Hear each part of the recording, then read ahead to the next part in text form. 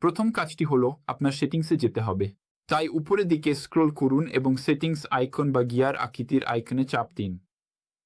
এখান থেকে শুধু নিচে স্ক্রল করুন যতক্ষণ না অ্যাপ্লিকেশন অপশনটি দেখতে পান এবং সেখানে চাপ দিন। এরপর আবারও নিচে স্ক্রল করুন যতক্ষণ না আপনি গুগল অ্যাপ্লিকেশনটি খুঁজে পান।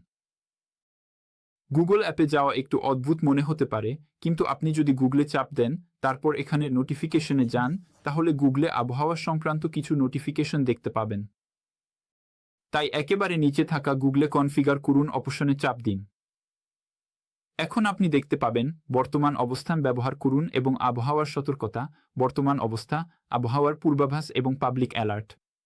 আপনি যদি এই নোটিফিকেশনগুলো পেতে চান, তাহলে সবগুলো চালু করতে পারেন, আর যদি না চান, তাহলে এগুলো বন্ধ করে দিতে পারেন এবং চাইলে শুধু গুরুতর ও জরুরি সতর্কতাগুলোই চালু রাখতে পারেন আপনার পছন্দ অনুযায়ী।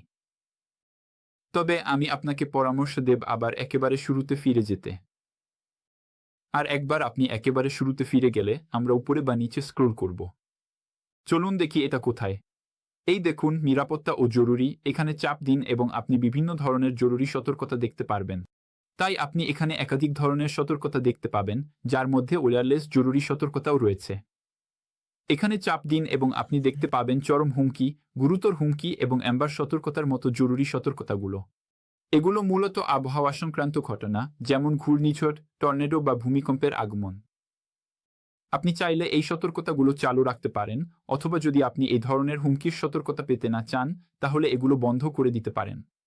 আশা করি এটা আপনাদের কাজে আসবে। যদি সাহায্য হয়ে থাকে তাহলে নিচে লাইক দিন এবং কোনো প্রশ্ন থাকলে কমেন্ট করুন। সবাইকে ধন্যবাদ।